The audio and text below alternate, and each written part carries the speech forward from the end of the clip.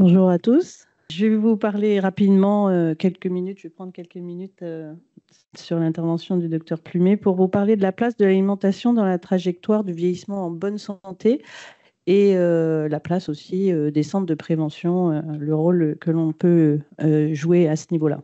Donc, l'année dernière, Michel Poulain, sociologue belge, nous avait parlé de la façon dont il avait trouvé les zones bleues, ces zones où il y a une concentration importante de super centenaires, c'est-à-dire de centenaires en très bonne santé, mais aussi de nonagénaires en très bonne santé également. Donc, il a déterminé 5 zones dans le monde. Tout simplement, il les a entourées sur la map monde avec un stylo bleu, d'où le terme de zone bleue. Et la particularité de ces zones, c'est que tous ces super centenaires avaient tous les ingrédients de bonne vie. Ils avaient un cocktail d'ingrédients. Puisqu'on va parler alimentation aujourd'hui, les ingrédients et le plaisir, c'est important.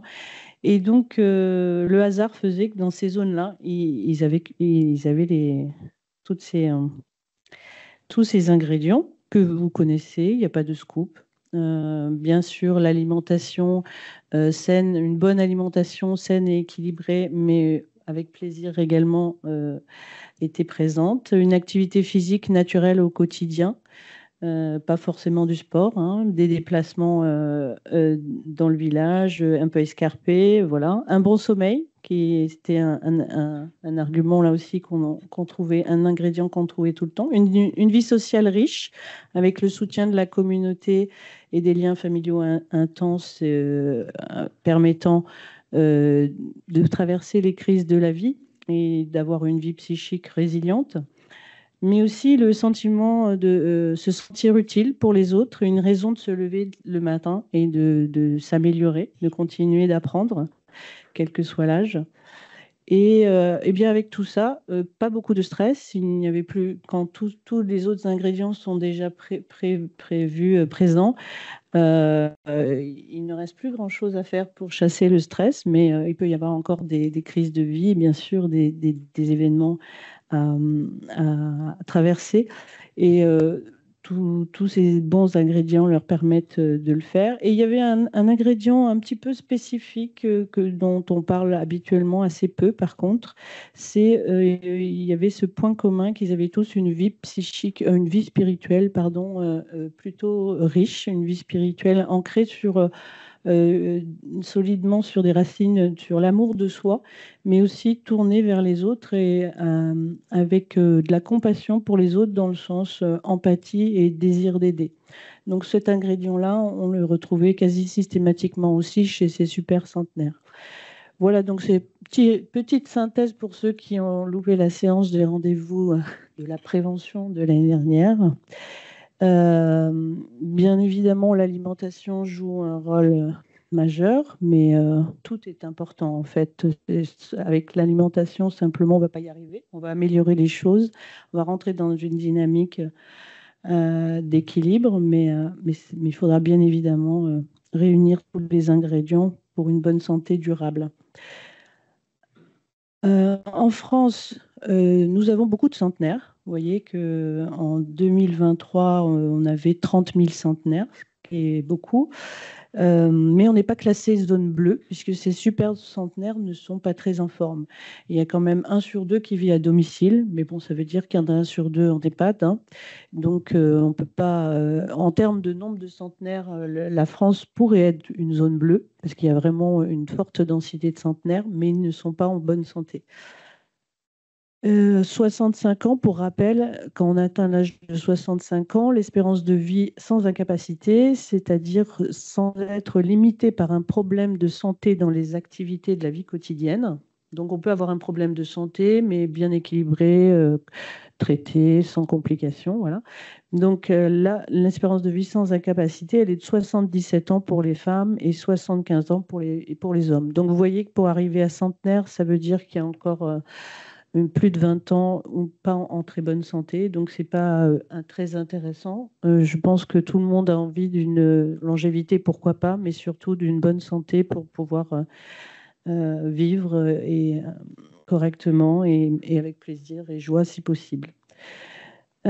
Donc tous ces ingrédients de bonne vie, que j'appelle des ingrédients de bonne vie, eh bien, on les évalue bien évidemment dans nos centres au cours des bilans de prévention de façon systématique. Et on va évaluer aussi, on a de nombreux tests et de scores pour évaluer le risque cardiovasculaire, le risque pulmonaire, le risque osseux, le risque de chute à plus ou moins long terme, le risque de dépression, le risque d'Alzheimer, d'AVC. Donc tous ces risques-là, nous savons parfaitement les mesurer. Voilà, donc avec notre équipe de médecins et de psychologues experts dans le vieillissement, nous avons la possibilité donc d'offrir ces bilans de 2 heures à nos bénéficiaires. Alors, qu'est-ce qu'on fait exactement dans nos centres? Est-ce que c'est de la médecine curative? Eh bien, ou de la médecine préventive? Eh bien, pas vraiment. Voilà, moi je dirais que c'est pas de la médecine préventive, parce que la médecine préventive, on est plus dans le dépistage, la vaccination, la prévention des maladies. Et donc, bien évidemment, dans nos centres, on va faire la prévention non pas d'une maladie, de maladies en général, on va plutôt faire la prévention de l'apparition de la fragilité, qui est le stade précurseur avant la dépendance. Donc, c'est plus un état prévention d'un état que de prévention réellement de maladie. Même si en faisant de la prévention de cet état de fragilité, nous allons également faire de la prévention de l'ensemble des maladies. Une prévention primaire pure avant l'apparition des facteurs de risque. Donc ce n'est bien évidemment pas de la médecine curative. On ne va pas faire dans nos centres de diagnostic, de tests biologiques, d'examens radiologiques ou autres. Et encore moins de prescription, d'ordonnances et de traitements. On n'est pas là pour remplacer les médecins traitants et la médecine de ville ou la médecine sanitaire. On est vraiment là dans un objectif d'améliorer la trajectoire des personnes et qu'elles puissent devenir actrices de leur santé, s'emparer de tout ce qui est à leur portée pour améliorer leur trajectoire. Donc on est plus dans une médecine prédictive. Alors, bon, je vous rassure, on ne va pas lire l'avenir des personnes dans le mar de café ni dans des boules de cristal. Donc, on a, comme je vous le disais, toute une batterie de tests permettant d'évaluer les risques. Bien évidemment, donc, on va analyser tout le mode de vie de ces personnes. Et là, vous allez retrouver tous les ingrédients que l'on recherche et que l'on retrouve dans les zones bleues. Donc, voilà. Et on va même pouvoir aborder parfois le sujet un peu tabou de la vie spirituelle. Hein. Nos psychologues, lors des entretiens cliniques, sont tout à fait capables, et elles le font très régulièrement, d'évaluer la vie psychique et la résilience, mais aussi parfois ce sujet-là de la vie spirituelle peut être initié. Et bien évidemment, voilà, nous allons, en plus de l'évaluation du mode de vie, évaluer, comme je vous le disais tout à l'heure, avec tous les tests, le risque physique, le risque cognitif. Et il y a un examen clinique complet des pieds à la tête et donc tout ce qui est psychologique et social. Tout ça est évalué en 2 heures. Et à l'issue des 2 heures, donc non, je n'ai pas besoin de 10 minutes, hein, c'est bientôt fini. Mais je sais que je peux être très bavarde, vous avez raison de me prévenir.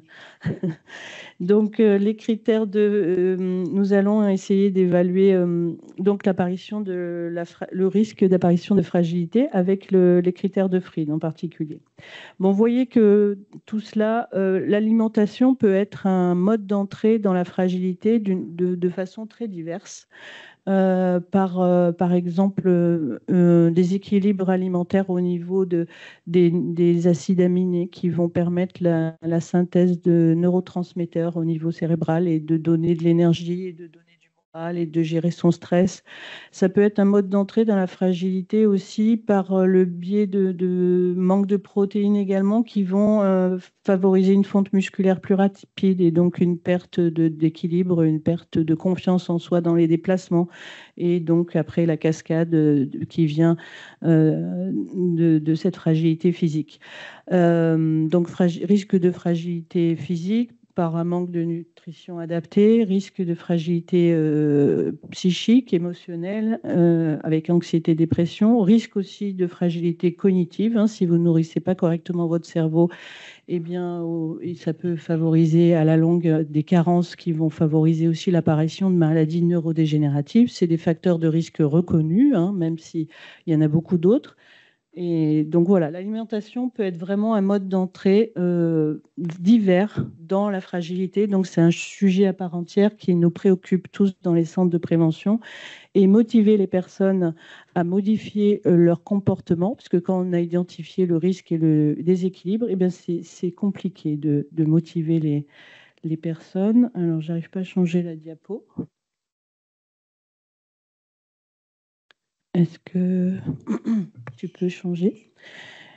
Voilà, donc on peut modifier les trajectoires. Je vous ai mis là les trajectoires du vieillissement, le vieillissement optimal. Vieillir n'est pas synonyme de maladie, bien que vieillir, quelque part, ça reste synonyme de déclin, hein. Quoi qu'on fasse, on sera moins beau et moins performant à 100 ans qu'on était à 20 ans. Donc, il faut accepter cette notion de déclin. Alors, par contre, le déclin, est-ce qu'il va être modéré, très modéré ou très important, au point d'arriver à ce qu'on appelle le syndrome de fragilité et qui peut faire basculer d'un moment à l'autre la personne dans la dépendance, puisque le syndrome de fragilité, c'est l'incapacité à réagir correctement au stress, aux éléments stressants de la vie, qu'ils soient psychologiques, physiques ou voilà. Donc une chute, le moindre événement peut faire tomber la personne, que ce soit au sens propre comme au sens figuré, et induire des hospitalisations ou un état de dépendance. Donc c'est vraiment une inadaptation, une baisse des réserves, une baisse des capacités qui fait qu'elles soient physiques, psychiques ou cognitives, voilà, qui fait que la personne ne peut plus faire face aux situations de stress. Donc heureusement, cet état de fragilité est réversible. Bon, plus tôt nous allons le trouver, plus tôt nous pourrons ramener la personne vers une trajectoire de vieillissement normal. Donc là, vous voyez, on est quand même dans la prévention primaire parce que la personne peut avoir une fragilité sans avoir, avoir une maladie déclarée grave. Elle peut être tout simplement avoir une perte auditive, une petite fonte musculaire et avoir des risques de chute. Voilà, elle n'est pas malade, mais elle est fragile. Donc, on est bien en prévention primaire pure. Et donc, ce qui fait qu'on va aller sur une trajectoire ou une autre, il y a bien évidemment les facteurs génétiques, mais ils n'ont qu'une faible incidence, au final, 20%. Bon, et il y a quand même 80% de la trajectoire qui est déterminée par l'environnement et le mode de vie.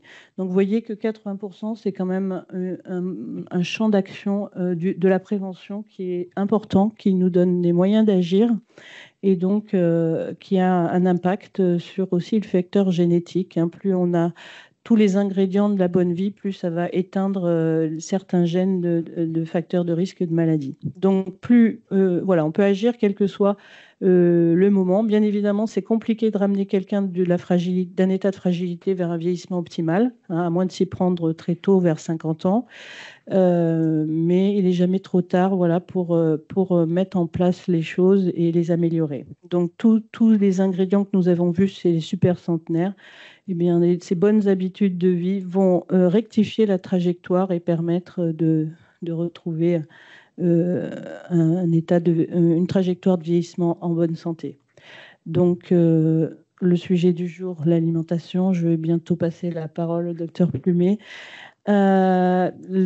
L'idée, après, bien évidemment, à l'issue de nos bilans, nous informons nos bénéficiaires de leurs risques personnalisés, hein, puisque c'est vraiment, chaque personne est différente et chaque cas, bien qu'on retrouve des similitudes dans certains états de fragilité, mais la façon dont les personnes arrivent à cet état de fragilité est à chaque fois différente et nous devons leur proposer un accompagnement personnalisé, voir quelles sont leurs croyances, leurs freins, leur volonté, qu'est-ce qui est important pour eux, qu'est-ce qui est le plus important pour eux, et donc ensuite les motiver à changer d'habitude de vie. Et alors ça, c'est pas simple, parce que vous voyez, c'est le modèle COM B que je vous ai affiché là, c'est tout ce qui influence les habitudes de vie.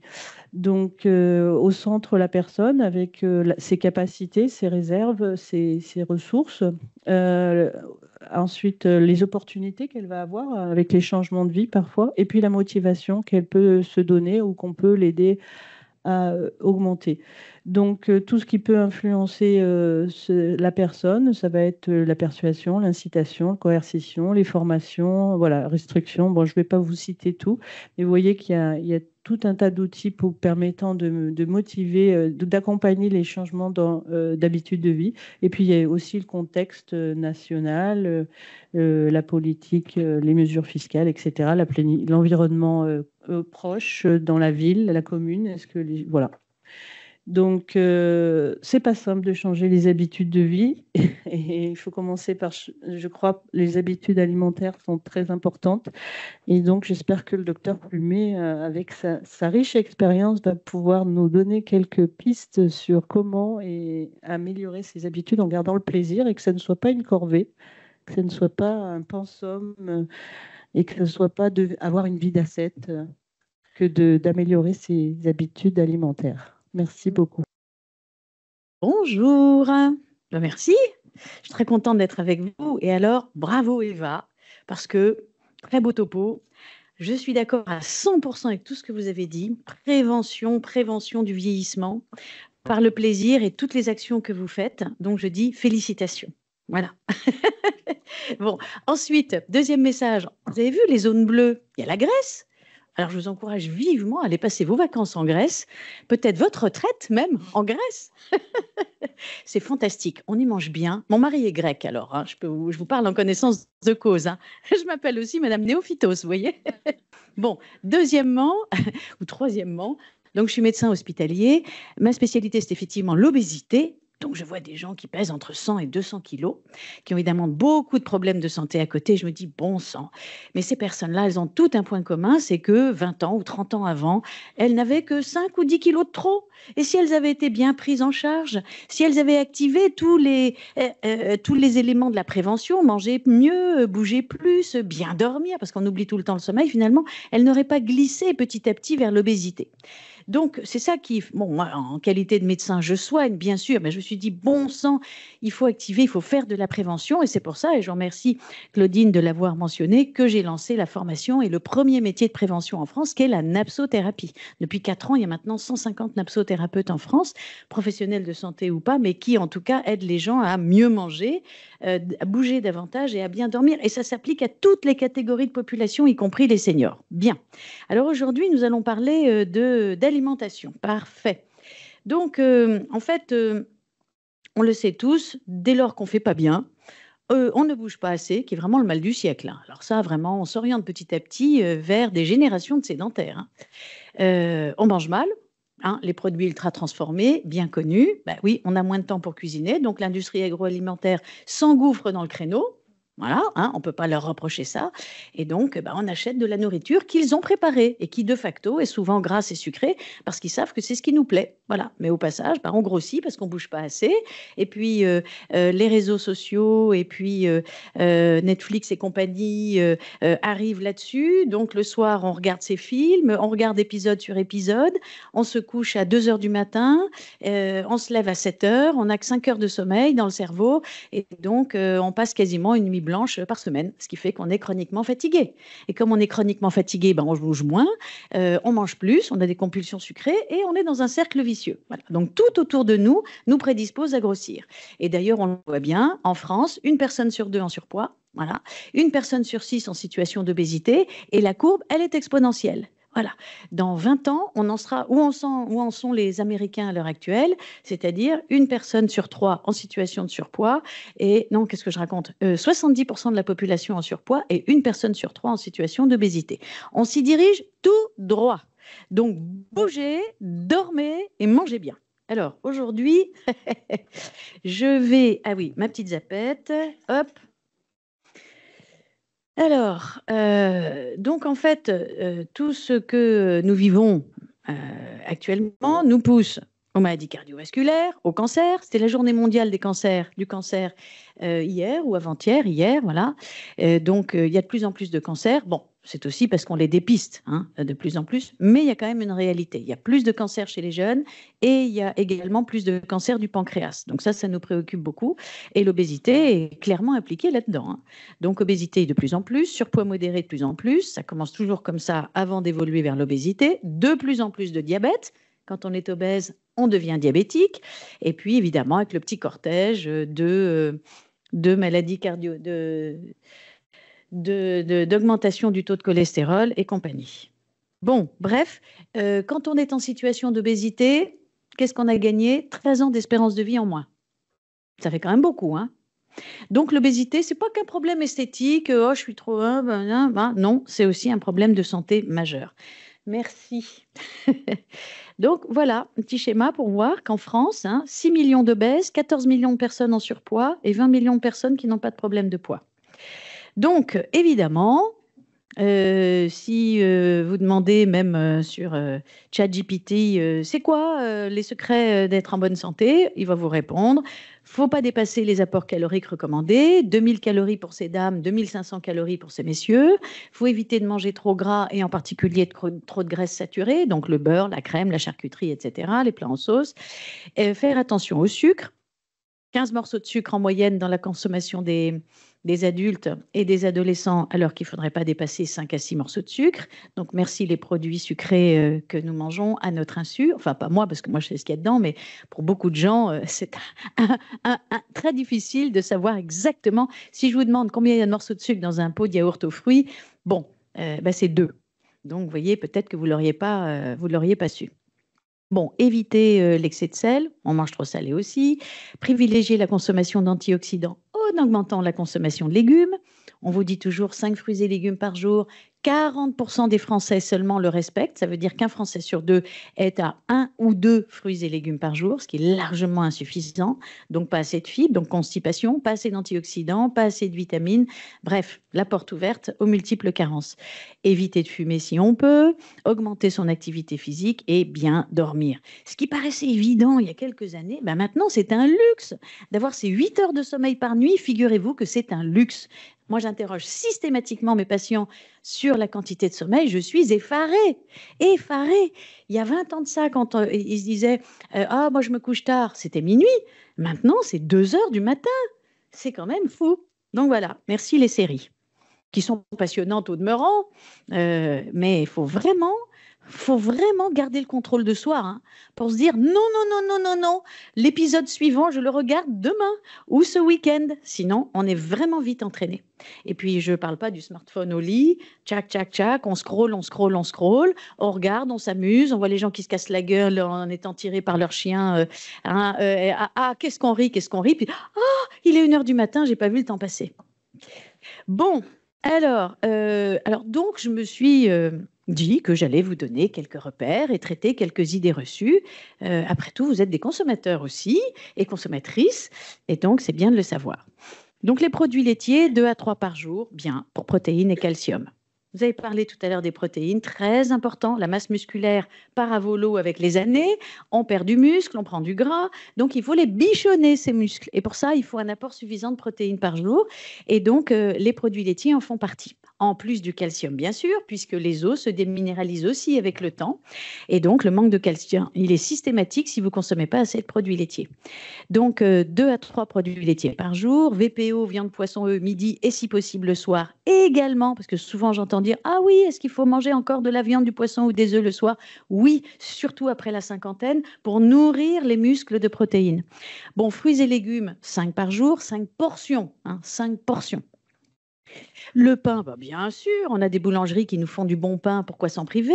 Donc, une demi-baguette pour madame, dans le cadre d'une alimentation équilibrée, bien sûr, et une baguette pour monsieur, pas loin, puisque les hommes ont besoin de plus d'énergie et donc d'un peu plus de féculents. Féculents, un petit peu de féculents. Moi, j'aime bien dire à mes patients, prenez l'habitude, dans votre assiette, à midi et le soir, de partager les féculents avec les légumes. Voilà, donc ça, c'est bien. Boire. 1 litre, 1,5 litre d'eau par jour, idéalement l'eau, puisque c'est la meilleure des boissons. Matière grasse, un petit peu de beurre, bien sûr, un petit peu d'huile, bien sûr, et puis sucre et produits sucrés, c'est là qu'il faut faire attention. Il n'est pas question de se priver de sucre puisque nous sommes conçus pour aimer le goût sucré, c'est inscrit dans nos gènes, puisque le glucose est le principal carburant de nos cellules, notre corps nous appelle à manger du glucose fourni par le sucre, le saccharose, mais aussi par les féculents. C'est pour ça que nous aimons manger sucré. Bon, donc la difficulté, c'est certainement pas de s'en priver totalement, mais c'est de contrôler les quantités de sucre que l'on consomme. Et on en consomme vite beaucoup trop. Donc, voilà, donc les fruits et légumes, le problème, c'est qu'on n'en mange pas assez. Le problème aussi, quand on regarde la consommation spontanée des gens, c'est qu'il y a trop de gras et trop de graisses saturées, que ce soit dans les produits ultra transformés ou dans le désir de manger. En France, on adore le fromage, bien sûr. Donc là, le fromage a toute sa place aussi, mais pas 2, pas 3, pas 4 parts par jour. La charcuterie, il faut faire attention. Les produits apéritifs, il faut faire attention. Et puis attention au sel aussi. Bon, voilà, donc on est largement, quand on regarde la consommation spontanée des Français, on est dans le trop gras, dans le trop sucré et dans le pas assez de légumes. Donc, il y a du boulot en termes de prévention, d'éducation et de sensibilisation. Alors souvent, les gens disent « Ah ouais, les légumes, moi je ne sais pas les cuisiner, ça prend du temps et c'est pas bon ». Bon, donc il va falloir répondre à ces 3 questions en y apportant de la rapidité. C'est pour ça que les industriels se sont adaptés et qui vous proposent des salades en sachet, des crudités en sachet. Il n'y a plus qu'à ouvrir et à assaisonner et ça y est, hein, on mange. Donc on est dans le vite, c'est vrai. En ce qui concerne le goût, il n'y a qu'à regarder les applications, il y a plein de cours de cuisine partout, et si on veut trouver des recettes, on les trouve, encore faut-il le vouloir, voilà, mais si on veut, on a tout ce qu'il faut, hein. Il y a aussi des producteurs de surgelés, par exemple Picard, j'ai aucun intérêt commercial, hein, je vous dis, mais il y a plein d'autres, hein, mais c'est vrai qu'ils font des très bons légumes surgelés, des très bonnes recettes aussi, hein, de plats cuisinés tout prêts, qui font manger des légumes. Donc franchement, si on veut, on peut, hein. Voilà. Le soir, on peut se faire une omelette salade verte, un bon fromage blanc, une bonne salade de fruits. On a mangé parfaitement équilibré, parfaitement sain et vraiment bon. Donc, voilà. Alors, le consommateur, on rencontre quand même de plus en plus de problèmes en consultation et vous devez le voir aussi pendant vos ateliers. C'est qu'autrefois, quand le médecin disait quelque chose, il était écouté, respecté. Et puis, il y avait une grande ligne qui était l'équilibre alimentaire, point barre, c'est comme ça, c'est pas autrement. Maintenant, le consommateur, avec tout ce qui se dit sur Internet, etc., il a envie de s'approprier sa propre alimentation. Il se dit, moi j'ai mes besoins, je vais chercher l'alimentation qui me convient. J'ai envie de manger végétarien, j'ai envie de manger vegan, j'ai envie de me faire mon régime cétogène, etc. Et puis, voilà. Alors, et sans être forcément encadré, conseillé, ce qui fait que ça donne un peu des catastrophes. Et puis, avec l'arrivée des influenceurs, dont beaucoup n'ont absolument aucune formation, c'est sûr que les gens sont un peu perdus parce qu'ils entendent plein de sons différents, plein d'avis différents, et ils sont paumés. Voilà. Donc, nous, on arrive par derrière, il faut ramer, il faut se donner de la légitimité aussi, mais la légitimité, elle n'est pas dans l'injonction, parce que je crois que ça ne marche plus. Il faut faire ceci, il faut faire cela. Oui, mais moi, j'ai entendu dire que. Donc, il faut derrière avoir les arguments qu'il faut, ne pas être dans le jugement, mais être dans l'empathie et surtout rentrer dans la vie de la personne et trouver ce qui peut lui convenir le mieux. Et ça passe donc par le conseil personnalisé. Ça, j'en suis intimement convaincue. C'est pour ça que je passe beaucoup de temps avec mes patients en consultation, parce qu'il faut comprendre, être dans l'écoute et ensuite donner les conseils qui vont. Et c'est simplement en rentrant dans la vie de la personne qu'on peut arriver à faire changer durablement les comportements. Mais ça prend du temps, vous le dites, ça prend du temps. On ne change pas quelqu'un du jour au lendemain. Donc, par exemple, le petit déjeuner, il est mis à mal par le jeûne intermittent qui dit le petit déj, c'est pas nécessaire. Si vous voulez maigrir, sautez le petit déj. Bon, désolé, mais bon, 80% des gens, quand ils se réveillent, ils ont faim et ils tiennent à leur petit déjeuner. Moi, personnellement, vous me feriez sauter le petit déj, je vous assure que là, je vous parlerai pas avec lucidité, je serais pas bien. Donc, un vrai petit-déj, c'est un premier repas qui a suivi le jeûne de la nuit, qui prépare à la matinée et au lancement de la journée. Donc, on a faim, hein, et on a besoin de calories et d'éléments nutritionnels. C'est pour ça que le laitage, il est bien. Lait, yaourt, fromage blanc, fromage, on fait ce qu'on veut selon les pays où on est. Le pain, voilà, pour l'énergie, l'amidon, ça peut être des biscottes, des céréales. Il y a des gens qui aiment manger salé le matin, selon les cultures. Ça peut être du jambon, des œufs, si on veut. Voilà, il n'y a aucun problème. Ça peut être un peu sucré ou un peu salé, aucun problème. Un fruit idéalement, et puis boire. Bon, alors maintenant, il y a les gens qui se lèvent à la dernière minute, ils sautent le petit-déj. Ok, OK. Bon, bah, qu'ils prennent un petit quelque chose le matin au bureau, il n'y a pas de problème. Ils emmènent un fruit, ils emmènent des amandes, ils emmènent un petit quelque chose à manger au bureau et tout se passera très bien. Bon, le déjeuner. Donc le déjeuner, idéalement, alors le déjeuner, c'est vraiment le pilier de la journée. Il est au milieu de la journée et idéalement, c'est quand même 40% des apports nutritionnels de la journée. Donc un déjeuner devrait vous apporter 1000 calories à peu près, vous voyez. Donc c'est pas avec un plat principal et un café que vous allez vous en sortir. Vous allez crever de faim l'après-midi et vous allez grignoter. Donc un vrai déjeuner, quand on a la chance d'avoir un restaurant, au sein de l'entreprise, c'est des crudités en entrée ou une salade verte en accompagnement, un plat principal avec de la viande, du poisson ou des œufs, mi-légumes, mi-féculents, et puis un ou deux desserts avec fromage ou laitage et un fruit. Voilà, ça c'est l'idéal. Après, on est confronté à la réalité. Il y a des gens qui n'ont pas le temps, qui vont passer à la boulangerie, prendre un sandwich. Bon, bah ok. Simplement, s'ils pouvaient amener des fruits aussi au bureau et compléter par un fruit, c'est très bien. Reprendre un fruit ou des amandes l'après-midi et le soir, en revanche, manger équilibré parce qu'avoir juste eu un sandwich à midi, c'est pas terrible.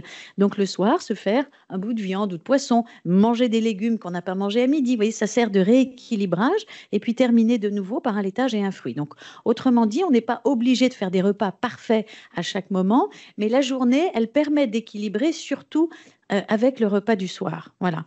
Et si on se fait un gros déjeuner très copieux parce qu'on va au restaurant, etc., bah, il n'y a pas de problème. Le soir, on se fait une soupe avec une tranche de jambon ou une petite omelette. On termine par un yaourt et une salade de fruits et on aura rééquilibré un déjeuner un peu trop copieux. Donc, vous voyez, l'équilibre, il se fait sur la journée. Voilà. Alors, le dîner, pour moi, c'est le repas clé de la santé. Et je trouve qu'il est trop mis à mal parce que beaucoup de gens sautent le petit déjeuner, mangent mal à midi et sont affamés le soir et font vraiment des dîners qui sont très copieux. En plus, il y a la famille, on a faim, allez hop, un petit verre de vin, on mange déjà un quart de baguette avec le caprice des dieux avant le dîner et hop, on enchaîne par le bœuf bourguignon purée, rebelote le pain fromage et une petite crème dessert au chocolat. Et puis, pourquoi pas, un petit digestif après. Alors, après, il ne faut pas s'étonner qu'on ait pris 1 kilo par mois et qu'on se retrouve à la fin de l'année avec 12 kilos supplémentaires et au bout de 10 ans, bah, ça va vite. Donc, le dîner, pour moi, il est essentiel. Pourquoi? Parce qu'on va se coucher après. Et qu'après, on ne brûle plus de calories. Votre corps, il brûle à peine 500, 600 calories dans la nuit. Parce qu'évidemment, le cœur bat, vous digérez, le cerveau, il est parti dans... Tout ça, ça a un coût calorique. Mais c'est 500, 600 calories, pas plus. Donc, si vous faites un gros dîner très copieux, gras, sucré, hyper calorique, bah, l'excédent, qu'est-ce que vous allez faire la nuit? Bah, vous allez le stocker en graisse. Donc, c'est la nuit qu'on grossit.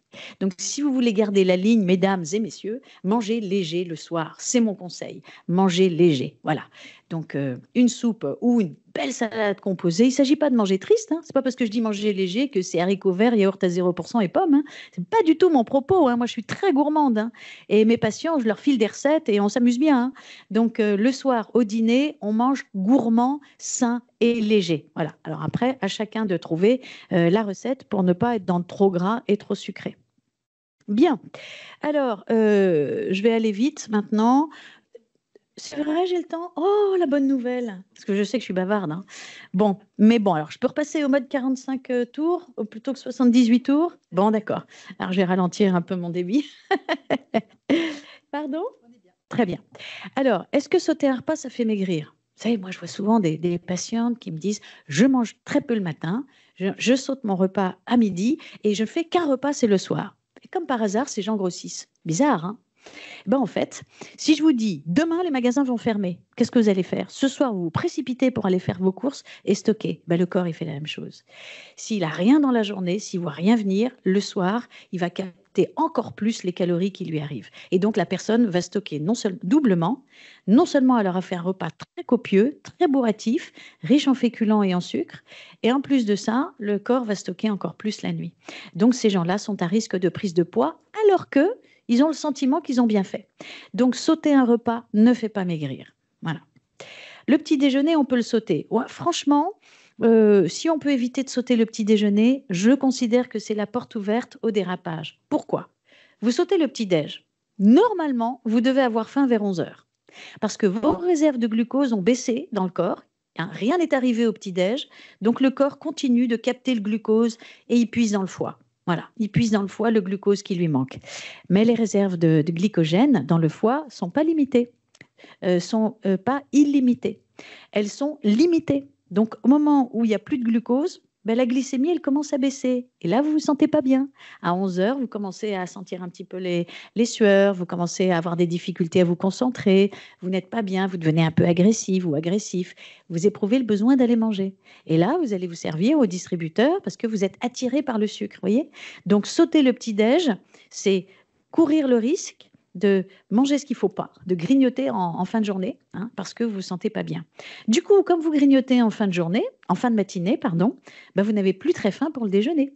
Donc, vous allez vous contenter juste d'un petit plat et d'un café. Du coup, vous avez très faim l'après-midi. Et là, quand on a très faim l'après-midi, on ne va pas prendre des carottes râpées. On va aller manger des biscuits, des gâteaux, du chocolat. Et puis, du coup, le soir, quand on revient, bah, on commence à avoir faim quand même, hein, parce qu'on a mal mangé dans la journée, et on se fait une grosse bouffe le soir. Voilà comment le fait de ne pas avoir bien commencé la journée a pu totalement la déséquilibrer en termes d'apports alimentaires. Donc, je considère que le petit déjeuner, c'est très important. Prendre le temps de bien manger le matin, 15 minutes, 20 minutes, on se lève en conséquence pour savourer son premier repas de la journée et on se fait plaisir avec ce qu'on aime. Voilà. Alors, les céréales de petit déjeuner, ça fait grossir. Encore une fois, aucun aliment ne fait grossir en soi. Si on mange équilibré dans la journée, on peut très bien prendre des céréales de petit déjeuner le matin. Simplement, il faut savoir que c'est un peu sucré. Voilà. Donc, si on prend du lait et des céréales comme les ados ou les enfants, ben, on évite de manger trop sucré sur le reste de la journée parce qu'une belle poignée de céréales le matin, c'est 2-3 morceaux de sucre. Donc, si on se fixe un maximum à ne pas dépasser 5-6 morceaux de sucre sur la journée, ça veut dire qu'en ayant commencé à manger sucré le matin au petit-déj, on va peut-être s'accorder une petite douceur sucrée l'après-midi, quelques biscuits si on veut, ou 2-3 carrés de chocolat, mais on ne termine pas son déjeuner avec un dessert sucré et on ne termine pas son dîner avec un dessert sucré. Mais en revanche, on savoure un bon fruit de saison. La saison, c'est l'hiver, donc bonnes clémentines, elles sont délicieuses, les clémentines en ce moment, clémentines, kiwi, on a le choix quand même, hein. Les fruits rouges aussi, on a tout ce qu'il faut pour se faire plaisir, autrement qu'avec des desserts sucrés. Bien, alors, est-ce que c'est pas grave de faire un déjeuner sandwich? Non, on peut très bien prendre un sandwich. Alors, de préférence, poulet crudité ou jambon crudité, parce que le thon crudité, c'est de la mayo, donc c'est hyper gras. Saucisson, machin, bon, ça se mange plus trop maintenant, ils font plus trop ça. Et les boulangeries font plutôt des gros sandwichs avec ce qu'il faut en poulet et en jambon, donc c'est pas si mal que ça. Il y a une petite rondelle de tomate dedans, avec une feuille de salade. Bon, mais on mange quand même pas mal de pain, hein. Vous avez quasiment une demi-baguette, hein, dans un sandwich. Donc, si vous prenez un sandwich à midi, prenez un fruit en dessert, l'après-midi un fruit, et le soir, en revanche, vous ne mangez pas de pain, puisque vous avez déjà bien mangé du pain à midi, un petit peu de féculents, beaucoup de légumes, et puis vous terminez par un laitage et un fruit, et tout se passera très bien. Voilà.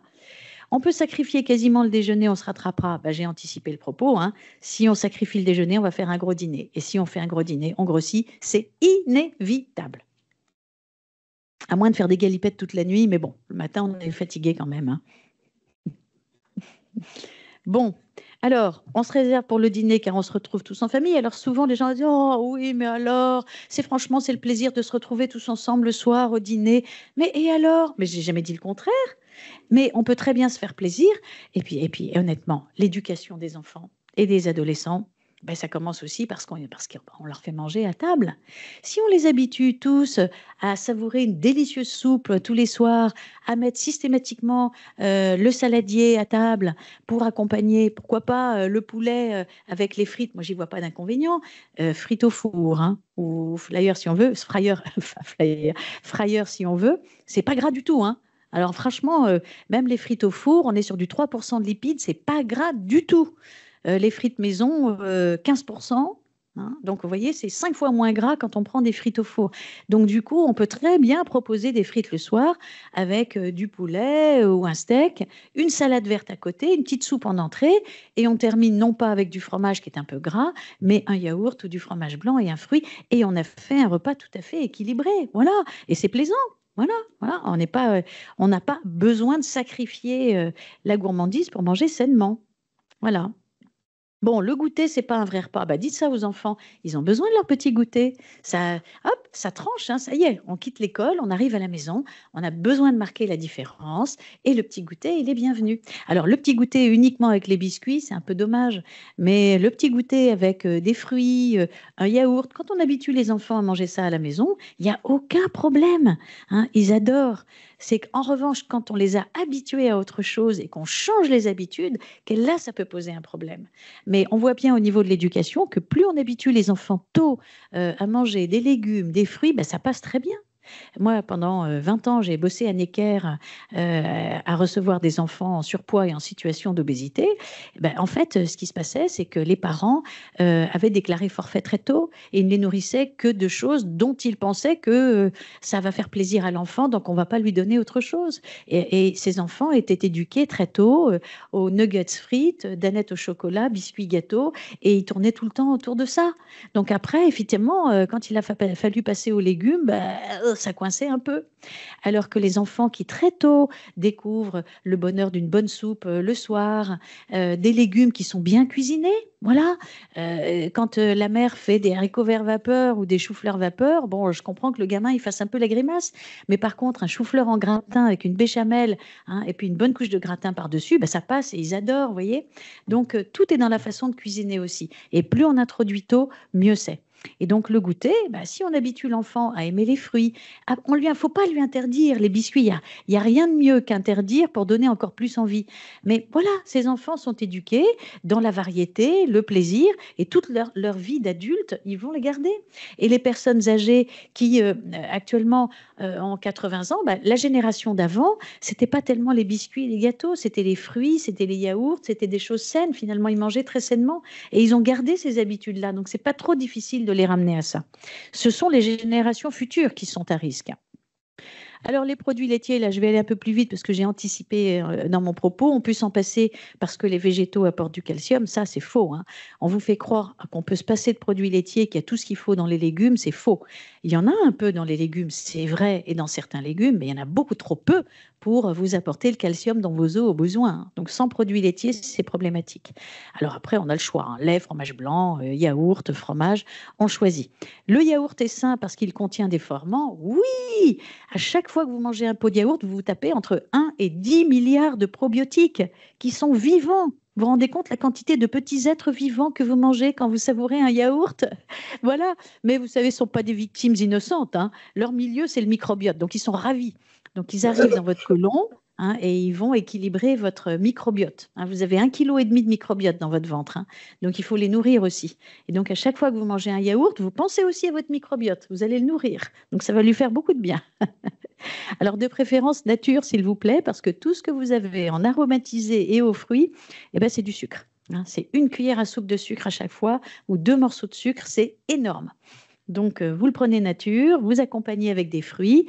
Moi, j'adore mon yaourt, je le mets dans un bol, je prends des myrtilles, hop, je lâche une énorme poignée de myrtilles dans mon yaourt et je me régale. Bon, alors ensuite, tous les fromages sont riches en calcium, ben, c'est faux.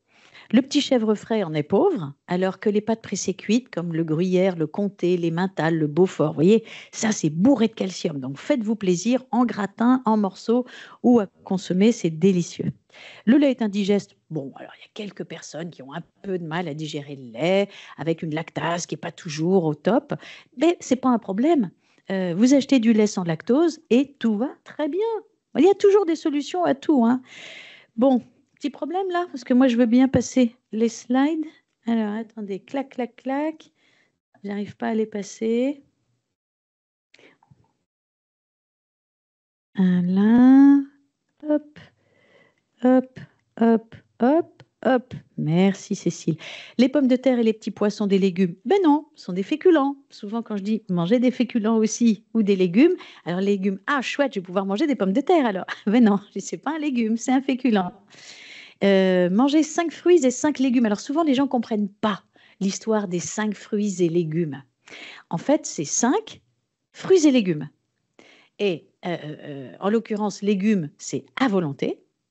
Donc, idéalement, à chaque repas, salade verte ou crudité ou légumes cuits. Et je pourrais dire, et plus vous en mangez, mieux c'est. Donc à midi et le soir. Par contre, les fruits, ça ne peut pas être à volonté. Parce que dans les fruits, il y a des sucres naturels des fruits. Et quand vous mangez un fruit, le glucose et le fructose du fruit passent dans votre sang et le corps ne fait absolument pas la différence entre le glucose et le fructose du sucre et le glucose et fructose du fruit. En revanche, évidemment, je ne les mets pas du tout au même niveau, parce que quand vous mangez du sucre, c'est de la calorie vide. Quand vous mangez un fruit, bien sûr, vous avez les sucres du fruit, mais vous avez aussi les fibres, les antioxydants, les vitamines. Donc, c'est très précieux de manger des fruits, mais pas 1 kilo par jour, 2 à 3 fruits par jour. Voilà, pour toutes ces richesses nutritionnelles. Les légumes en conserve ou surgelés, bon, il y a beaucoup moins de vitamines là-dedans. C'est faux. C'est faux parce que les industriels qui les fabriquent ont des accords passés avec les agriculteurs. Dès que le légume est récolté, il est tout de suite acheminé à l'usine. Il n'est pas stocké du tout, comme vous le faites quand vous achetez vos légumes au marché. Allez hop, bac à légumes, et puis 3 jours après, ah tiens, il me reste un peu de concombre et de machin. Entre-temps, les vitamines se sont oxydées, vous avez perdu la moitié. L'industriel, lui, hop, c'est tout de suite à l'usine et hop, soit surgelé, soit mis en conserve. Apertisation, 140 degrés quelques minutes, c'est sûr, ça fait chuter les vitamines, en partie, il en reste un peu, mais pas plus que vous quand vous mettez vos légumes dans le wok ou dans l'eau pour les faire bouillir, il y a de toute façon une cuisson, donc il y a de toute façon une perte vitaminique et c'est prévu pour. Et quant au surgelé, la surgélation préserve totalement les vitamines. Donc quand vous achetez des légumes surgelés, ils ont leurs vitamines ad integrum du moment où ils ont été récoltés. Donc c'est génial. Et après, vous n'avez plus qu'à les plonger dans l'eau bouillante. Ça dure 5 minutes, point barre, très peu de perte vitaminique. Ce qui fait qu'au final, dans votre assiette, vous avez autant de vitamines quand vous les avez achetées au marché que quand c'est en conserve ou surgelé. Alors après, une histoire de goût, on est bien d'accord. Le meilleur, c'est de légumes achetés au marché ou récoltés de son jardin, si on a la chance d'avoir son jardin et du temps pour les cultiver et récolter. Ensuite, en termes de goût, je mettrai en deuxième position les surgelés quand même. Et puis en troisième position, la conserve, où là, effectivement, la pertisation et puis le liquide de conservation change un peu le goût quand même. Mais le rapport qualité-prix est intéressant parce que tout le monde n'a pas les moyens de s'acheter des légumes. J'avais l'autre jour une patiente qui me disait, elle était très très juste, elle avait malheureusement 2 emprunts en cours, un appart qu'elle n'arrivait pas à vendre alors qu'elle s'était déjà endettée pour le nouveau. Donc 2 loyers et elle me disait je ne peux plus m'acheter des légumes, je suis tellement serrée à la fin du mois que je ne peux plus m'acheter des légumes. Oh, c'est quand même fou, hein. Quand même, carottes, poireaux, c'est censé être des légumes pas chers. Maintenant, c'est trop cher pour certaines personnes. Voilà. Donc là, c'est un problème. Donc, j'encourage les distributeurs, etc., à faire des promotions régulièrement pour permettre aux gens quand même de manger des légumes. Le verre de jus de fruits compte pour un fruit, oui. Parce qu'en fait, l'industriel, il presse l'orange que vous êtes pressé. Il le presse à votre place quand vous-même vous êtes pressé. Et donc, voilà, il a juste fait une petite flash pasteurisation parce qu'il ne vous a pas échappé que le verre de jus d'orange, quand il est en bouteille, enfin la bouteille, vous pouvez la conserver 3 semaines au frigo, alors que quand vous pressez vous-même votre orange, si vous la laissez dans la cuisine 2 heures et que vous buvez après votre jus d'orange, c'est infect parce que tout a été oxydé, vous voyez. Donc, il y a forcément une petite flash pasteurisation qui fait qu'il y a un tout petit peu moins de vitamine C dans le jus d'orange industriel, mais il en reste encore beaucoup. Et l'industriel ne rajoute jamais de sucre dans les jus d'orange. Donc, soyez tranquille. Si vous n'avez pas le temps le matin de manger votre orange ou de vous la presser, vous pouvez compter sur le jus d'orange en bouteille, les meilleurs étant ceux qui se trouvent au rayon frais. Les compotes industrielles sont riches en sucre. Oui, oui. Alors, vous avez 3 catégories de compotes. Vous avez la compote riche en sucre, enfin, je veux dire normale, 2 morceaux de sucre par pot ou une cuillère à soupe. Ça va vite. Là, allégé en sucre, 1 morceau de sucre ou une cuillère à café de sucre. Et là, sans sucre ajouté, où là, vous n'avez que les sucres de la pomme ou de la poire. Ce sont évidemment celles-là qu'il faut acheter. Les yaourts aux fruits apportent des fruits? Non. En fait, ils apportent très, très peu de fruits. Amusez-vous à tamiser un peu la quantité de fruits que vous avez dans un yaourt aux fruits. Vous allez voir, vous avez vraiment une demi-cuillère à café de chair de fruits dans un yaourt aux fruits. Par contre, vous avez beaucoup de sucre. Et donc, moi, j'explique à mes patients comment décrypter les étiquettes pour réaliser la quantité de sucre qu'il y a dans les produits. Parce que les industriels, ils mettent jamais la quantité de morceaux de sucre qu'il y a par portion. Et les étiquettes sont impossibles à décrypter. Vous avez la ligne sucre simple. Qu'est-ce que ça veut dire? Donc, moi, je milite beaucoup pour que les étiquettes soient plus claires, mais bon, Quand on voit les difficultés que rencontre le Nutri-Score à s'imposer, demander aux industriels d'indiquer X morceaux de sucre par portion, ça, on rêve. Donc, il faut faire de l'éducation. Voilà, c'est simple. Voilà. Eh. Bon, alors, tous les aliments de cette famille font grossir pain, féculents et légumes secs. Mais non, mais pas du tout. Si on ne mange pas de pain ou de féculents au repas, mais on a faim après. Le secret pour éviter de prendre du poids, le secret, c'est d'éviter le grignotage. C'est d'éviter d'avoir faim entre les repas. Et comment on fait pour ne pas avoir faim entre les repas? Eh bien, on fait des repas qui sont rassasiants et durablement rassasiants. Et qu'est-ce qui permet d'être rassasié durablement? Eh bien, c'est le pain et les féculents. Voilà, le pain complet idéalement ou des féculents riches en fibres. Index glycémique bas, vous en avez entendu parler. Plus il y a de fibres au repas, plus la glycémie va rester normale longtemps. Hein, on n'aura pas l'hypoglycémie qui est génératrice de faim. Et pour ça, les légumes au repas, source de fibres, et les féculents complets. Riz complet, pâtes complètes, légumes secs. Hein, les gros haricots blancs qu'on mange en Grèce avec la sauce tomate. Waouh, fasolakia, qu'est-ce que c'est bon! Bon. Le pain n'apporte que des sucres et des calories, mais c'est faux, c'est de l'amidon, c'est de la farine, il n'y a pas de sucre dans le pain. Bon, donc c'est de l'amidon, c'est très bon. En plus, dans le pain, il y a des protéines. Les gens ne le savent pas, 10% dans le pain. Vous mangez une demi-baguette, 100 grammes de pain, vous avez 10 grammes de protéines. C'est 15% de votre besoin quotidien en protéines, c'est énorme. Donc, le pain, c'est bon pour la santé, il en faut un petit peu au petit-déj, un peu au déjeuner, un peu l'après-midi si on veut, un petit peu le soir. Ben, je peux vous assurer que la demi-baguette ou la baguette, elle est vite passée. Hein. Surtout quand vous êtes passé chez le boulanger, que vous ressortez avec une baguette bien chaude en main. À mon avis, c'est très, très dur de résister au crouton le temps d'arriver à la maison. Moi, personnellement, j'y arrive pas. Hein, j'y arrive pas. Donc, la baguette que je ramène à la maison, elle est toujours amputée du croûton. Toujours. Bon, donc, il ne faut pas éviter le pain. Non, non, non, non. Simplement, il faut éviter d'en manger de trop. C'est tout. Voilà, l'équilibre. Donc, les repères, une demi-baguette pour madame. Une baguette, ça fait 250 grammes.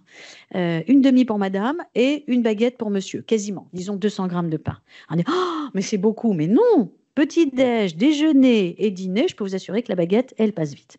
Les pâtes, ça fait grossir. Bon, ouais, je vais aller vite, je vous ai convaincu qu'il fallait en manger un peu parce que hein, il faut être rassasié entre les repas. Donc, pâtes et légumes, ratatouille et pâtes, c'est un mélange qui va très, très bien. Les légumes secs sont déconseillés car ils irritent le tube digestif. Alors, il y a des fibres, hein, et ça c'est bien, hein, les légumes secs c'est bien. Alors, c'est vrai que dans les légumes secs, il y a de l'amidon résistant. Alors là, vous faites le bonheur du microbiote. Le microbiote, il adore les légumes secs. Quand il voit arriver un plat de flageolets ou de lentilles, il se dit « chouette les gars, on va se régaler ». Et alors, pour manifester son contentement, le microbiote, il fermente. Et qui dit fermentation, dit gaz. Eh oui, donc forcément, ça produit des gaz. Mais c'est la vie, hein. Les gaz, c'est la vie. Hein.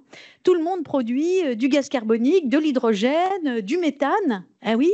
Alors les vaches un peu plus que nous, elles sont plus méthane que nous. Hein.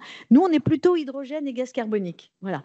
Et puis, c'est très bien. Ça veut dire que le microbiote, il est content. Alors, point trop n'en faut, on est bien d'accord. C'est toute une science, hein, je vous assure. La quantité, la fréquence et les odeurs, mais j'irai très vite, ça renseigne beaucoup sur l'état de santé du microbiote. Ah, mais tout est important en médecine. Hein. La viande de porc est toujours grasse, mais non, tout dépend. Dans un animal, il y a toujours du gras. Donc, tout dépend du morceau qu'on a. Dans le porc, il y a des morceaux maigres et des morceaux gras.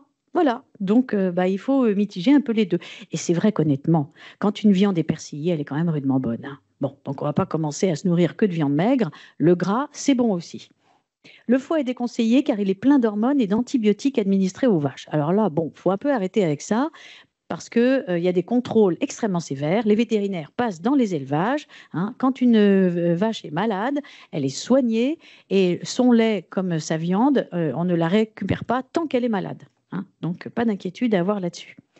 Et puis, au demeurant, quand on a un bon boucher, voilà, avec derrière de la viande qui est bien contrôlée, eh bien, on y va les yeux fermés et on n'a plus qu'à savourer. La charcuterie est très grasse. Ah bah oui, mais pas toutes les charcuteries. Si je vous parle saucisson, pâté, rillettes, là, Oui, on est d'accord, on est sur du 35 à 40% de matière grasse. Alors vous allez me dire, waouh, c'est beaucoup, mais concrètement, moi, quand j'ai mes patients en consultation, allez, hop, je suis très visuelle. Trois tranches de saucisson, c'est l'équivalent d'une petite plaquette de beurre de 10 grammes en gras, vous voyez? Parce que c'est moi, si je dis à mes patients, vous savez, éviter la charcuterie, c'est gras. Bon, franchement, il le sait déjà. Je n'active rien comme déclic. Si en revanche, je lui dis, écoutez, le soir, quand vous rentrez du travail, vous avez envie de vous régaler avec 3 tranches de saucisson et vous avez une quantité un petit peu une idée de la quantité de gras que ça apporte? Ouais, bon, bah, je sais que c'est gras, mais bon, non, aucune idée. Bah, c'est comme si vous avaliez une cuillère à soupe d'huile ou une petite plaquette de beurre.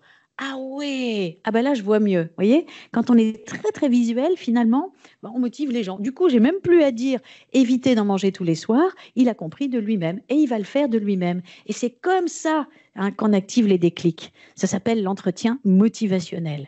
C'est la personne qui décide elle-même de ses changements de comportement, mais insidieusement, on lui a donné les moyens de décider elle-même, parce qu'on est des gros malins.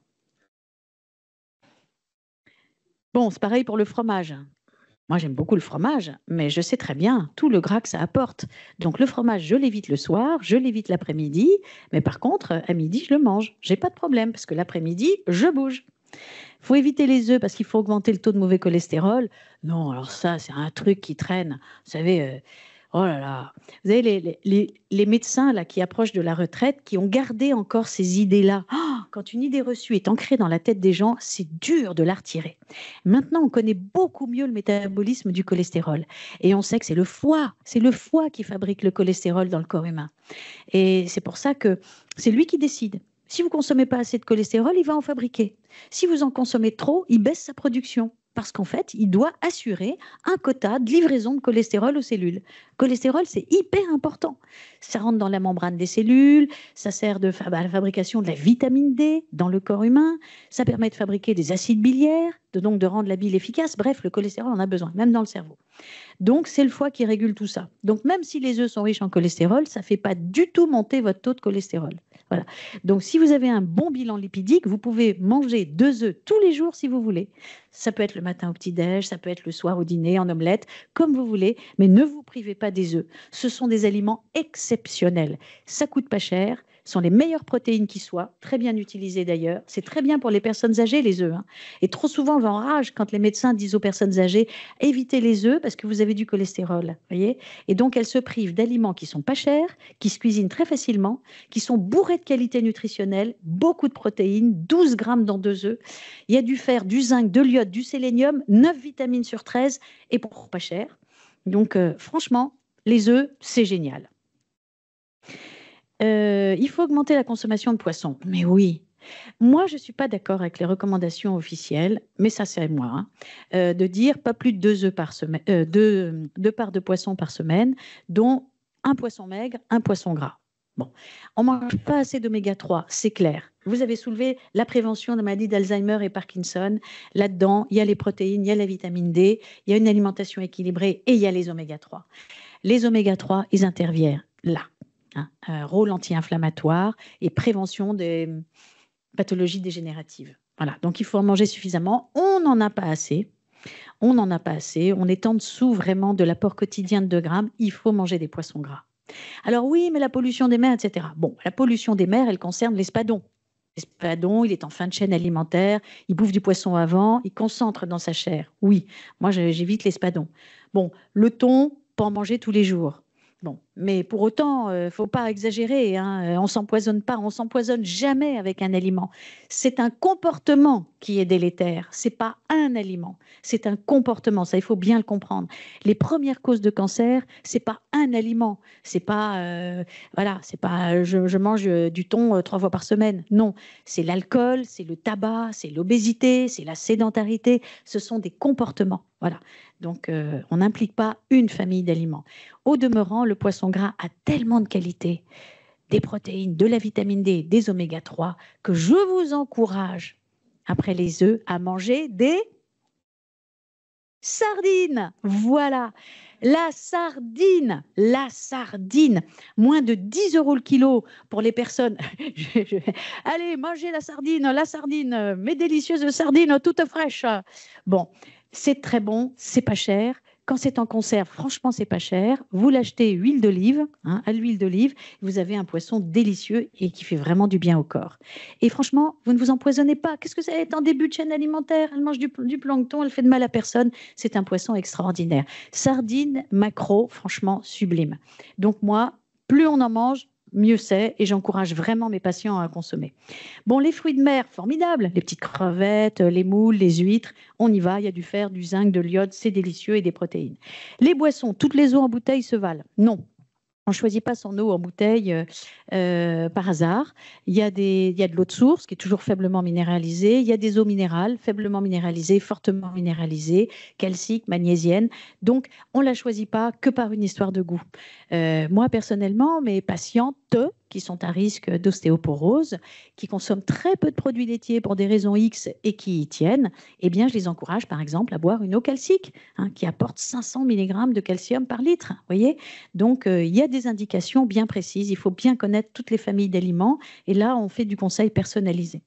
Il faut boire 1 litre d'eau par jour. Ah bah oui, c'est minimum. Vous perdez 3 litres. Vous perdez 3 litres d'eau par jour quand il ne fait pas très chaud. Plus quand il fait très chaud. 3 litres. Vous allez me dire, mais tant que ça? Ben oui. D'abord, il y a les urines. Au moins 1 litre, 1 litre et demi. Ensuite, il y a la sueur. Là, tel que vous êtes, vous vous évaporez. Il y a forcément de la vapeur à la surface de votre peau, puisque votre corps, il est à 37, 39 à cœur. La température, il y a une différence, il y a un décalage de température. Donc, il y a une sublimation de l'eau du corps et donc, il y a forcément un peu de vapeur d'eau. Vous perdez 1 demi-litre d'eau par jour à la surface de votre peau, sans vous en douter. Voilà. Il y a aussi l'air expiré. Vous avez de l'humidité dans l'air expiré, voilà, un petit peu par les selles. Bref, au total, 3 litres. Alors, je ne vous demande pas de boire 3 litres parce qu'il ne faut pas oublier l'eau contenue dans les aliments. Vous mangez à peu près 1 kg de nourriture par jour, contenant 90% d'eau. Donc, vous êtes à peu près à 1 litre, allez, 1,5 kg de nourriture, 1 litre d'eau par les aliments, et le reste, c'est à boire. De l'eau, de l'eau, de l'eau. Les jus de fruits sont à boire sans instruction? Ben non. Il y a les sucres des fruits dedans. Donc, le verre de jus d'orange du matin, pressé maison ou en bouteille, oui. Mais la bouteille à table à la place de l'eau, non. Donc, 1 verre par jour, c'est très bien. Voilà, là je sentais que ça allait me tomber dessus à un moment donné. Donc, les sodas sont très riches en sucre. C'est une horreur. C'est 20 morceaux de sucre au litre, 7 morceaux de sucre à la canette, 4 morceaux de sucre au verre. Donc, non, non au soda. Les sodas light, après tout, les fabricants se disent, bon, bah, très bien, je vais faire du soda light. Je vais remplacer le sucre par un édulcorant. Alors, l'aspartame viré. Maintenant, ils mettent sucralose, stevia, acésulfame K, etc. Alors, dans 1 litre de soda light, vous n'avez plus que 2 à 3 grammes, puisque le pouvoir sucrant est 200 fois supérieur à celui du sucre, et vous avez un goût sucré. Bon, mais le microbiote, il n'aime pas. Donc, on n'aime pas trop dire « Oh, il y a 0 calories, il y a 0 de sucre, vous pouvez y aller ». Non, c'est l'eau à table et soda light, à la rigueur, un petit coca 0 si vous voulez. Quand il fait très chaud avec une petite rondelle de citron, ça peut faire plaisir, mais ça reste épisodique. Les eaux aromatisées, alors là, c'est vraiment le piège. Vous avez remarqué, il y a 10 ans de ça, les rayons, c'était que de l'eau. Et il y avait très peu de boissons sucrées à côté. Maintenant, c'est l'inverse. Vous avez l'eau d'un côté, puis alors vous avez un linéaire de boissons sucrées et autres, de tout registre, qui fait au moins 30 mètres de long. Alors finalement, les gens se sont éloignés de l'eau en disant « Ah, ça n'a plus de goût, l'eau, c'est pas bon, etc. » Et ils ont été attirés par les eaux sucrées. Donc maintenant, j'ai pas mal de patients qui disent, premièrement, j'éprouve jamais le besoin de boire, j'ai jamais soif, et puis deuxièmement, j'aime plus le goût de l'eau. Problème. Alors donc, ils vont vers les eaux aromatisées. Et là, il y a 3 catégories d'eau aromatisées. Il y a l'eau aromatisée, il faut regarder ingrédients. Il faut regarder ingrédients. Donc, si on voit eau et arôme, OK, à la rigueur. Si on voit eau, arôme et édulcorant, stevia, etc., bon, pas terrible pour le microbiote, mais bon.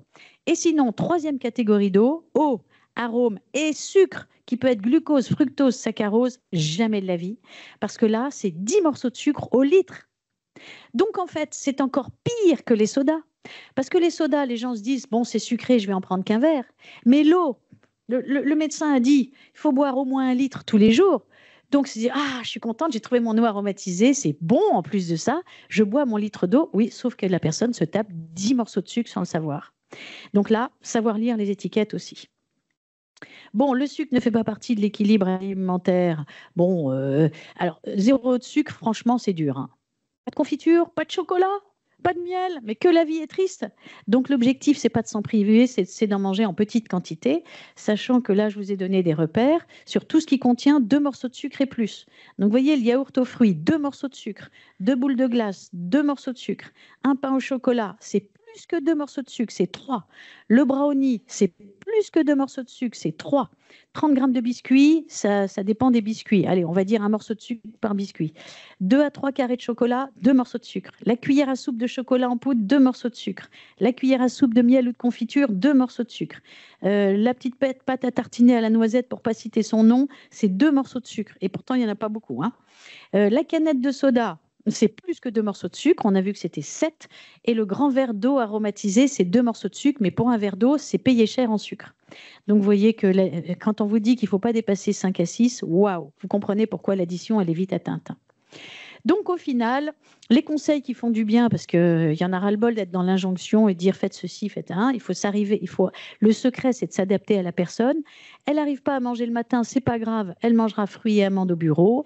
Elle n'a pas le temps de faire un repas à midi, c'est pas grave, elle mangera un petit quelque chose l'après-midi et surtout, elle rééquilibrera le soir. Elle a envie d'un petit apéro le soir, bah oui, bien sûr, quand on vient du boulot. Mais attention, hein, le verre de vin, c'est max, hein, et pas tous les jours. C'est max un verre de vin et pas tous les jours. En plus de ça, ça apporte des calories, hein, entre 100 et 150 calories le verre de vin. Donc les calories, c'est vite arrivé. Envie de chocolat le soir, bah, bien sûr. Après le repas du soir, tout à fait. Mais 1 ou 2 carrés de chocolat plutôt noir qu'au lait. Et puis surtout, mon petit secret, c'est de dire on laisse fondre en bouche, hein, et on croque pas son carré de chocolat devant la télé parce qu'on se dit mais je l'ai mangé ou pas? On s'est même pas rendu compte. Donc on le savoure, on le laisse fondre en ce qu'on appelle en pleine conscience. Vous n'aimez pas les légumes? Bon, il y a plein de recettes. Il y a la salade verte en général, les gens aiment. Les crudités, les gens aiment. Puis on fait des gratins, on se débrouille, on cuisine et on se réconcilie avec les légumes. Les yaourts nature, ça n'a pas de goût. Mais si, avec des fruits, c'est très bon. C'est tout simplement, on le verse dans un bol et on rajoute des fruits. L'eau, c'est fade. Alors, il y a un petit truc, l'eau gazeuse. En fait, l'eau pétillante, ça déclenche du plaisir en bouche. La pétillance est source de plaisir en bouche. Donc, si la personne n'aime pas boire de l'eau, elle peut boire un peu d'eau pétillante. Alors, évidemment, c'est du gaz qui se rajoute déjà au gaz. Vous voyez ce que je veux dire? Voilà. Alors, manger sainement, c'est comme faire un régime, mais non. D'ailleurs, j'aime pas le mot régime. On parle d'alimentation saine, gourmande, variée, équilibrée. Voilà. Et donc, si on veut du goût sucré, on a les fruits.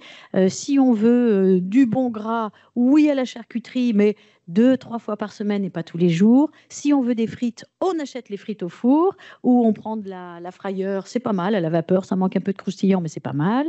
Les huiles, bon, on prend de l'huile d'olive d'origine grecque. C'est vrai, l'huile d'olive crétoise, c'est la meilleure. Et croyez-moi, je suis objective en disant ça, hein.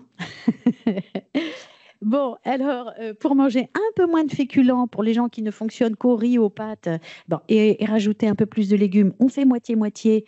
On en mange un peu moins et on rajoute de la salade verte. Et puis, pas de gâteau ou de dessert sucré, mais si, bien sûr, de temps en temps. Sachant que les gâteaux, les tartes aux fruits, finalement, c'est bien.